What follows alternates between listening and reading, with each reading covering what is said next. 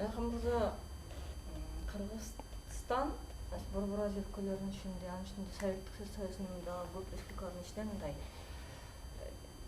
эгемендикке ээ болгондон кийин жаңы адамды президент кылып, мамлекет башчысы кылып алып чыкты да. Анан ошол мезгилде ал киши ошол бир уч ошол жаңылыкты көксөгөн, көздөгөн жаштардын мындай бир идеологиясына да айланып, ошол адамдын ошол биз туура тандоо кылдык дегенди эмесине турган. Анан Акаев эмне болуп качан демократияны тайды? Сиз билесизби, жаңы келген кишинин баары эле жакшы эмес. Жаңы деген сөздү биз эле көп колдонуп калдык. Өнүккөн өлкөлөрдүн баарын карап келсеңиз, бүтүндөй акылы толгон, тажрыйба жыйнаган, керемет. Кай жерге таштасаң да аман чыгып кетчү, такшалган инсандарды электен өткөрүп тандап алат. А бизде бир жаман жөрөлгө чыкты. Жаңылар келсин, жаштар келсин. Мен өткөндө бир айттым эле. Эскилердин кереги жок болсо үйгө бар да ата энеңди да кууп чык үйдөн. Аскар Акаевич мыкты окумуштуу, керемет инсан. Абдан көп окуган, маданияттуу, көп нерседен кабары бар инсан. Керемет жар, мыкты үлгүлүү ата. Бирок мамлекеттин жетекчиси катарында жарабайт деп айткан. Болбойт. Академик болмоктон 3 жолку академик болсо да, өлкө башкаруу, саясат бул башка тармак. Мана ошол жаңы келген кишинин пайдаланып, жаңы келген кишиден бизде кошуна мамлекеттер эски жетекчилер калган, аябай өздөрүнө пайдалуу чечимдерге кол койдуруп алган.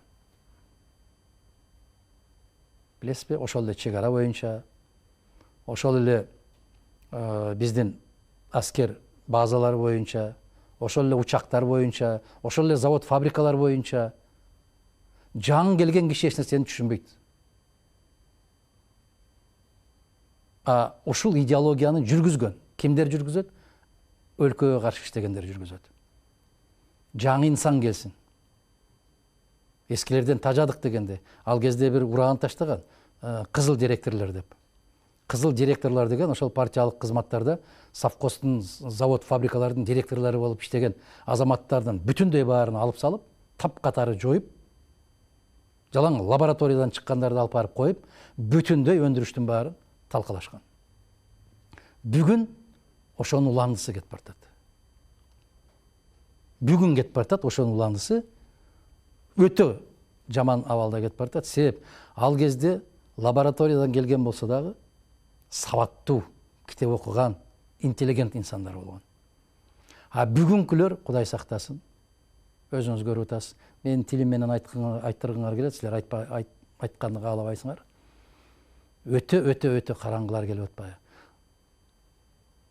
Кай район, кайсы областка караганын билбегендер келип атпайбы? Кыргызстанда канча район бар экенин билбегендер келип атпайбы? Өкмөттүн мүчөсү болуп баратып, өкмөттө канча мүчөсү бар экенин билбегендер бар атпайбы? Өкмөттүн токтомунун кантип кабыл алынышын билбегендер бар атпайбы? Аппаратта иштегендер айтат, кээде чогуу отуруп калабыз, биз кыргызбыз го, той тамаша, жаман жакшылык дегендерде отуруп калсаң, ошол жерде аппаратта иштеген балдар, кыздар күлүп айтат. Бүгүн келген шебибиз дейт, жанагы виза койгонду билбейт экен дейт. Эмне кылышым керек деп айтат дейт. Виза коюп бересиз десе, чет өлкөгө чыга турган визаны түшүнүшөт экен алар. Моол бурчуна момунтип жазып бересиз, тапшырма бересиз десе, кимге берем деп сурайт экен. Мына ошол министр, ошол вицелерде, ошол премьерлерде кадыр барк болобу аппараттын алдында. Ошол сыяктуу кайсы жеринен тайды дегениңиз аябай мактап келди да, жаңы келгенде мактай берет да, жаңы келген келиндей кылып мактай берет. Мен чын эле ушундай экенмин деп ишенип калат да. Кай жерден таят? Качан адам өз напсисине өзү кул болуп баштаганда, өзүнүн напсисин өзү жеңе албай баштаганда. Көптөгөн эр азаматтарыбыздын баары ошол напсисинин кулу болуп кетип бартпайбы? ошол жерден баштап таят. Акылга караганда, башка караганда, кара курсак көбүрөөк иштеп баштаганда адам ар кандай жолдон таят. Мисалы үчүн Акаевдин ошол тайышына Кумтөр таасир этти. Кумтөр биринчи кезекте. Экинчиден кеминизм деген сөз бекеринен чыккан эмес деген сыяктуу да. Болгон, андай учурлар болгон. Эми кеткен кишинин аркасынан мен таш ыргытканды өтө жаман көрөм. Кезинде айт, азаматсынбы кезинде айт, күркүрөп бийлиги колунда турганда, камчысын кармап турганда, колунан ушундай бир көзүнөн каары төгүлүп турган мезгилде айт. Жигит болсоң ошондо айт. Кеткенден кийин эмне кыласың, таш ыргыт. Акаевди жөн эле койгула, Бакиевди жөн койгула, Атамбаевди да жөн койгула, айланайын. Жээнбековин да жөн койгула. Кезинде айтканбыз биз. Тонналаган сөздөр менен айтканбыз. Ошо кезинде да тескерисинче Мадумаров менен күрөшүп жүрбөдүбү? Буга эмне жакпайт, эмне жакпайт ата. Кеткенден кийин мен унчукпайм. Кеткенден кийин ой, таш эмес башка нерсе ыргыткандар толтура болот го. Дахан мырза, сиз кайсы да журналист болуп жүргөнсүз, тармакты билесиз. Ошол эгемендүүлүк учурунда сөз эркиндиги Кыргызстанда. Оюлтан келгенде оттоп баягы бир журналистиканы таптакыр тескери эме түшүнүп берип салган. Ошол эле Асаба, ошол эле айрым журналисттер. Ошонун эсебинен бүгүнкү күнү дагы жалаң жана шыбамай, анан кийин бакма, акча саамай, акча талап кылган журналистика өсүп атат деген пикирлер айтып атат да. Мисалы, ошол 90-жылдарда көз карансызбыз деген маалымат каражаттарынын менен бүгүнкү салыштырганды айтып атышат. Бирок сиз айырмасын айта аласызбы? Мисалы, республика ошол эле Асаба өзүнүн тиражынын гана эсебинен жан баккан деп айтылат да, Вечеркадан башкасы. Мен ишенсеңиз 20 жылдан бери колума гезит кармап көрө элек. Мен биздин республикадагы чыккан гезиттердин бирөөсүн да карабайм мен. Бирөөсүн да бир да бир телеканалын карабайм. Себеп бир нерсени айтып калат, ушу гезитке ошондой гезит барбы деп чындыгында сурайм мен. Бир жерге барсаң амандашып учурашып калышат. Мен тааныбай атасызбы деп, жок. Мен Баланта телекомпанияда иштейм, Түкүн телекомпанияда иштейм. Мен карабайм, айланайындар. Салыштыруу мүмкүн эмес. Замира. Ал кезде сөз эгемендүү эркинбиз деп канчалык калпагыбызды көккө ыргытып жазганыбыз менен ал кезде баары бир интеллектуалдар жазган. Электрификация деген сөздү туура жаза алган азаматтар, кыздар, жигиттер жазган. Индустриализация деген сөздү туура жазгандар жазган. Өзлөрүнүн пикирлерин айткан. Мүмкүн жаңылышкандыр, бирок чын көкүрөк, чын дили менен айткан. Бирөөлөр баягы айтканын жазган эмес. Кийин барып 95, 96, 97ден баштап кыйшайды. Ал кездеки гезиттерди мен жана сизге айттым. Гезитти гезит кылган авторлор болот. Караңыз, ошол кездеки жазылган публицистикаларды карап көрсөңүз, аябагандай так даана туура жазылган. Бүгүн мен андай макалаларды көрбөйм. Мүмкүн жазып аткандыр, себеп мен карабайм, окубайм аны. Маалыматты кайдан аласыз дейт да. Бүгүн маалымат алуунун кажети жок. Себеп мамлекеттик телекомпаниялар, ага жармашып алгандар, өзүңүз айткандай, таңертеңден кечке чейин сүйлөгөнү калп. Эмне дейсиз? Калп. Эгеменбиз деп, биз көз карандысызбыз дегендердин баары жети жерден көз каранды. Себеп аларга каражат бөлүп аткан азаматтан көз каранды. Биз көрүп атабыз го, электрондук дейбизби, социалдык тармак дейбизби, керек болсо жанагы 50ден троллдорду кармап алып отурган ак үйдө 7-кабатта биз башкарып атабыз деген азаматтар өздөрү багып атпайбы, бакма кылып. Кыркыратып кой берип атпайбы. Буга азыркы жетекчилердин башы жетпей атат. Акылы жетпейт, себеп алар дагы өзү бир аз сабатсыздыгы жагынан дүйнөлүк масштабта деле көрүп атабыз. Өтө сабатсыз азаматтар. Акырында келип бул маалыматтык коопсуздукка өтө катуу сокку урат. Аябагандай катуу сокку урат. Биздин өлкө бүгүн бир булакка ишенбеген өлкө. Макулсузбу? Эгер эртең чындап мамлекетке, өлкөгө керектүү бир маалымат таратсаң, эч ким ишенбейт. Себеп маалыматтык коопсуздук жокко чыккан. Ким каалаган маалыматын таратат? Өз алдынча акыл иштетип, өз алдынча жыйынтык чыгарган коом жок да бүгүн. Деп атпайбы, деди деп уктум, деп атышыптыр. Мына кечеки эле шайлоолорду карасаңыз, кандай болду, момундай болду, эмне үчүн билбейм. Эмнеге ушундай болду? Айтып атпайбы? Демек, биз өз алдынча ой жүгүртө алган, өзүбүз жыйынтык чыгара алган, өзүбүз көз карашты калыптандыра алган коом болбой калдык. Башка өлкөнүн маалымат каражаты бирдемени таратып койсо, ошого көбүрөөк ишенебиз. Кандай дейсиз? Баягы өксүктүк, аксактык катуу күчөп келатат. Балан өлкөнүн телеси жазыптыр. Түккөн өлкөнүн гезити жазып атыптыр. Өзүңдүкү 1000 жерден айтса дагы ишенбейсиң дагы, балан жактан жазып атыптыр. Бул эмне? Бул ошол баягы өтө арамдык менен. Өтө арамдык. Мына азыркы мамлекеттик өкмөттүк жетекчилердин көбү ошондой бир фермаларды ачып алып, ошол жерге жанагы бакма кишилерди киргизип коюп, ошо бакмаларга бирдемени куюп коюп, бирдемени жемди чачып коюп, каалаган ырын ырдатып атат. Буга өлкөм көңүл бурбай атат. Бул өтө кооптуу. Мамлекеттик коомду ичинен жарчу бирден бир коркунучтуу маселе ушул. Карап көрүңүз азыр. Ырыспайдын ырларын салып койсоң деле момундай. Чубактын мыкты айткан насааттарын айтсаң деле момундай. Элмирбектин элге жетпей калган ыры деп чыгарып койгон экен, ага деле момундай. Эмнеге? Себеп ал жерде көрбөйт, ал жерде окубайт, ал жерде аң сезим, акыл жүгүртпөйт. Айткан тизмелерди берип койгон, мына ушулар чыккан деле, момунтуп баса бересиң, оозуңа келгенде оттой бересиң. Анан ыркырап жатып каласың. Анан кечинде мага көрсөтөсүң, канча жаздың, тыйыныңды аласың.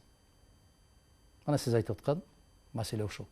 Бирок ушуну журналист катары силер айтпай, мага айттырып атканыңар өкүнүчтүү. Өтө өкүнүчтүү. Силер да айтпайсыңар муну. Себеп силер да коркосуңар. Силер да итияттанасыңар. Алахан мырза, парламентаризм деген шайлоо боюнча сүйлөшөлү да. Ошол сиз шайланган 95-2000 шайлоочулар менен азыркы шайлоочуларды кайсы жагынан биз салыштыра алабыз? Мен жана айтып өттүм. Ошол кездеги эл уккан информациясын талдап, өзү тандап алчу деп. Азыр укканын эле канча көп болгон сайын ошонун баарын сиңирип атат өзүнө депчи. Талдоого кабилет жетпей калды да. Шайлоочулардын эмеси кандай болот? Талдоого кабилет жетпей калды да. Мына карасаңыз, эгемендүүлүк деп атасыз. Эгемендүүлүк 30 жыл болуп атабы? Эгемендүүлүк башталгандан бери тарбия деген маселе жок. Ошондо туулган балдар 30-га чыкты. Бүгүн кыргыз саясатынын тагдырын ошол жаштар чечип атат. Ошол кездеги 10 жашар балдар 40-ка чыкты. Не дейсиз? Анан эмнени каалайсыз? Эмнесинен тарбия албай калды деп ойлойсуз? Эмне себептен? Эмнеге сиз ошентип ойлойсуз да? Ага чейинкилер силер тарбия алгансыңар, андан кийинкилер албай калды. Союздун мезгилинде программа болчу. Союздун мезгилинде эч качан бир сөздөн жаңылган кишини, ката кетирген кишини, ката жазган кишини жооптуу кызматтарга койчу эмес. Сөздөн жаңылган кишини. Бизде география болобу, физика болобу, математика болобу, экономика болобу, баарынан жаңылат. Күндө 7 жолу жаңылышат. Өсүп келаткан балдар, кыздар ошолорду карап атат. Бүгүн билеги күчтүү саясатка кирип атат. Чөнтөгү күчтүү саясатка кирип атат. Акылы толо, тажрыйбасы мол азамат жигиттерибиз, кыздарыбыз агайларыбыз, эжекелерибиз бүтүндөй жанагындай бейбаштарга орун бошотуп четке чыгып кетти. Сүрүлүп калды четте. Интеллигенция деген эгер бар болсо, алардын баары четке чыгып калды. Бүгүн академигин авторитет эмес, кадыр баркка эмес. Бүгүн дарыгериң, бүгүн мугалимиң кадыр барктуу киши эмес. Бүгүн камогу бар киши. Бүгүн баякы тиги Келесоонун жигиттери экен, бул Келесоонун жигиттери экен. Өсүп келаткан жигиттерге биз эмне деген багыт берип атабыз?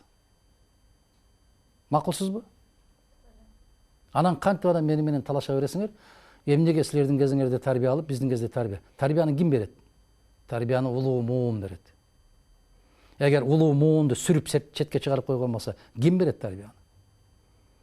Эгерде бала бакчадагы балдардын баарын тарбиясыз калтырып коюп, тарбиячысын алып коюп, ушулар өздөрү билет, ушулар демократ, өздөрү чечет, каалаганда уктайт, каалаганда ичет, жейт, каалаган мезгилде сыртка чыгып ойнойт деп таштап койсоң, эмне болот? Бүгүн Кыргызстан ошондой. Өздөрү сабатсыз, өздөрүнөн дагы сабатсызраактарды көтөрүшөт жетекчиликке. Кагылайын кыргызым, ушинтип барып бөтөн элге жем болор. Күнгө баратганыбызды билбей атабыз да. Убагында айтып койгон кишини тепкилеп жатып калып атпайсыңарбы? Мына мен 20 жыл баштагы айткан сөздөрдү эстейм мен. 30 жыл баштагы айткан сөздөрдү, ошол эле Сатыбалды Жээнбековдун 30 жыл баштагы жазган макалаларын бүгүн окуп көргүлө. Шералы Назаркуловдун макалаларын окуп көргүлө. Табылдыгенбердиевдин макалаларын окугула. Карап көрбөйсүңөр. Эмне деген маселелерди көтөргөн? Анда дагы тепкилеп жатып калганбыз. Замира Сыдыкованын макалаларын карап көргүлө. Эмне үчүн ошондон сабак албайбыз да? Эгер ушунчалык акылдуу экенсиң, мейли, макул, улуу муунду четке сүрүп сал дагы, өзүң билип, өтүңдү төрүңө илип ал. Бирок ошону окуп туруп жок дегенде акыл чуркатып койбойсуңбу? Эмне болгон экен илгери? Кандай болгон экен? Эмне сөздөр айтылган экен? Деген маселени караш керек да. Кеп жашта эмес, Замира. Кеп инсанда. Мына эски заманды дагы талкалап, Акаевди дагы, Бакиевди дагы, Атамбаевди дагы талкалап келген азаматтар отурат го. Кандай дейсиз? Жымжырт, эч ким унчукпайт. Себеп алар керектүү. Ар бир келген жетекчиге ошол сыяктуу кубулма, туруксуз инсандар керектүү. Алардын жаштары менден бир топ улуу, бирок алар керек. Сатыбалды Жээнбеков дагы ушунусу менен ыңгайсыз болгон. Аны менен соодалашуу мүмкүн эмес. Сиздин бир сөзүңүз эсиме түшүп атат. 2000-жылкы шайлоодо Куршапка барып бирине жолукканда, талапкерлигиңизди коюп атканда. Мен силерге акча бере албайм. Бирок саан уйларды алып келдим, сай бергиле деген. Жок, мен саан уй деген бирок эми ал жерде сиз мындай атаандаштарыңызды саан уй деп кийин мындай бир мыкты ой жүгүртө билген азаматтардын чыгарганы, мен айткам, инвесторлорду алып келдим. Инвесторлор көчөңөрдү дагы оңдоп берет, көпүрөгөңөрдү дагы куруп берет. Керек болсо күйөөгө чыкчу кыздарыңарга сеп да жасап берет. Атасы жасабаган септи жасап берет. Бирок ошондо мына акча эч кандай каражат чөнтөгүңөргө мындай таратпай бербей туруп эле Куршаптан сиз. Куршаптан эмес, анда Куршап менин округума кирбейт эле. Өзүңүздүн Өзгөн районуна. Өзгөндө Карасултан Турсунбай Бакир уулу, эсиңизде болуш керек. Ибрагим Жунусовдор Илья Байчага алышкан. Ушундай бир бар эле ал кезде бир элде ишеним бар болчу. Сөз. Бүгүнкү күнгү шайлоону көрүп атабыз. Канча жолу мурда 4 жылда бир жолу шайлоо болсо, азыр 1 жылда 4 жолу. 5 жылда бир болчу. 5 жылда 1 жолу болсо, азыр 1 жылда 5 жолу болот да. Ошонун бир айырмасына салыштырып көрбөйлү дегеним да. Мен айттым аны, Замира, азыр эле айтып бердим. Аябай тепкич мен айтып бердим. Кайра эле ушул суроону берип атасың. Жаштар дегениңизди ошого эле кошуп коебуз дейсизби? Мен айтып бердим дейм, кайра майдалагандан эмне. Ал кезде айтып атпаймынбы, адамды издечү. Азыр акчаны издейт. мейли эртеңки күнү эмне болсо ошол болсун дейт, тобокелге салат. Ошол тобокелчилик менен биз жардан кулап баратабыз. 2 сааттык рахат. 2002-жылы Ас окуясынан кийин бир калаш саарган болчу. Эшигине жараша тушаа деген жазуусу менен. Анан эми сиз айткандай ушундай шабаштардан кандай парламент, кандай депутаттар шайланып келиши мүмкүн? Ал коомдон көз каранды. Коом кандай болсо ошондой болот. Жараткан Аллах айтат, чындыгында жетекчиңер өзүңөрдөн дейт. Өзүң кандай болсоң жетекчиң ошондой. Мына караңыз, Ош шаарында, Бишкек шаарында шайлоолор жокко чыгып атат. Ондогон, жүздөгөн миллион сомдор кетип баратат. Шайлоолор бузулду дейт. Эмне үчүн десе, мыйзам бузуулар болду. Мыйзамды ким бузду? Көрсөтчү. Айтчы. Бир экөөн Мадумаровдун артынан түшө бербестен ошонун артынан түшүп кармачы. Акча таратып аткан, ун берип аткан, май, чай берип аткандарды кармачы. Эмне үчүн элдин чөнтөгүнөн жүздөгөн миллион сомду сен сапырып атасың? Акылыңа келбейсиңби? Ош шаарында экинчи жолку шайлоо жокко чыкты. Бишкек шаарында жокко чыкты. Токтотпойсуңбу, карабайсыңбы, иликтебейсиңби? Ошол элдин шайлоого болгон ишеними, жаратам деген жүрөгүңдөгү ак бир сезим, тилек болгон болсо ошону жасабайсыңбы? Жок, өзүң кара мүртөсүн, өзүңдүн жүрөгүң кара. Сен айткандай болбой калды, демек жокко чыгыш керек. Түшүнүп атасызбы? Анан уламдан улам ар 2 айда шайлоо өткөрө берген болсо, шайлоо деген ашмалтайын чыгарып битти го. Азыр Бишкектен көрөсүз, эртең 11-inde 10% да эл барбайт. 10% барбайт. Себеп мен бүтүндөй шаарда басып жүрүп, жөө жүрөм, бар сүйлөшүп жүрөм, бир да киши барбайт шайлоого. Бирок көрөсүз, саат 6-га чейин 30% катышат, саат 6-дан 8-ге чейин 55%-га чыгарат. Арам нерсеге качан кантип ишенет адам? Ким ишенет ушуга? Бүтүндөй арам го. А эгер мыйзам бузуу болгон болсо, кайсы партия бузду? Неге жазалабайсың? Неге шайлоого кеткен бүтүндөй чыгымдарды ошол көпөстөрдүн чөнтөгүнөн толтурбайсың? Неге? Ким сага тоскоолдук кылып атат? Сен каалабайсың аны. Неге уламдан улам элдин чөнтөгүнө кол салып, баланча миллион кетти, түкүнчө миллион кетти деп элдин чөнтөгүнөн аласың? А эмнеге жогорку кеңешке шайлоону өткөрбөй атасың? Себеп коркосуң. Жогорку кеңешке шайлоо өткөн жылы декабрда өтүү керек эле. Мына караңызчы. Калп декабрда өткөрөбүз деди. Калп январда өткөрөбүз деди. Айттыбы? Айттыбы? Калп биз мартка чейин бүтүрөбүз деди. Дедиби? Калп майда бүтүрөбүз деди. Дедиби? Калп. Айланайын. Жетекчиң ушундай калп болуп атса, калптын казаны кайнабайт дегенди мен айткан жок мында. Кандай дейсиз? Анан кайдагы сенин куржуның толот? Кайдагы казаның кайнайт да, кайдан элиңдин курсагы тоет? Калпты дагы мындай ченеп, айтчы дегенге мажбур болуп калдык да. Такыр айтпа дегенди башта талап кылчу. Азыр жок дегенде ченеп айтчы дейсиң. Бир күндө 5 калп го. Калп ушунун баары. Же мен башка өлкөдө жашап атамбы? Кандай дейсиз?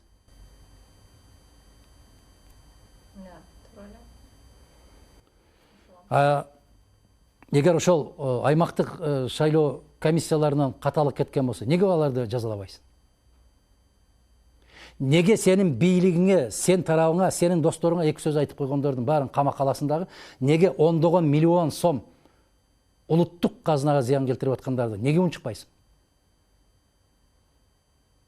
Мына маселе кайда жатат?